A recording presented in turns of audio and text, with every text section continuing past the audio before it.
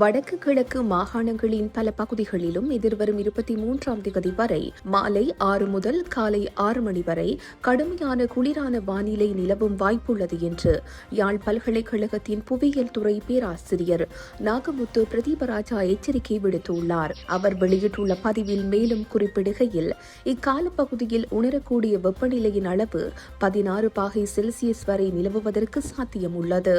இது முதியோர், குழந்தைகள், நோயாளர்கள் மற்றும் குளிர் உணர்திறன் உள்ளவர்களுக்கு அசௌகரியத்தையும் சிலருக்கு பாதிப்புகளையும் ஏற்படுத்தக்கூடும். இதற்கான காரணம், பகலில் தரை மேற்பரப்புகள் சூரிய ஒளியை உறிஞ்சி சூரியன் மறைந்த பின்னர் வளிமண்டலத்திற்கு நெட்டலை கதிர்வீச்சு வடிவில் மீண்டும் வெளியிடப்படுகிறது.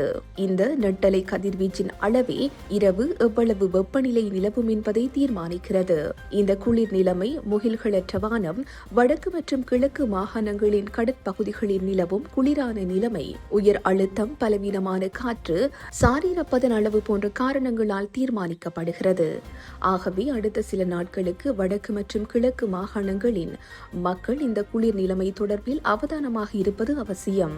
குறிப்பாக மாலை அல்லது இரவு வேளைகளில் திறந்த வாகனங்களில் பயணம் செய்வோர், இரவு வேளையில் நெல் வயல் காவலுக்காக பரந்த வெளியில் இருப்போர், காட்டுப்பகுதிகளில் அல்லது அதற்கு அண்மித்த பகுதிகளில் இரவுகளில் பட்டி மாடுகளை வைத்திருப்போர், குளங்கள், ஆறுகள், நீரேரிகளுக்கு அண்மித்து வாழ்பவர்கள், குளிருக்கான அதி உணர்திறன் மிக்கவர்கள், குளிரான வானிலையினால் சுவாசம் தொடர்பான பிரச்சனைகள் ஏற்படக்கூடியவர்கள் அடுத்த சில நாட்களுக்கு குளிர் நிலைமை தொடர்பில் மிகுந்த அவதானமாக இருப்பது சிறந்தது என அறிவிக்கப்பட்டுள்ளது.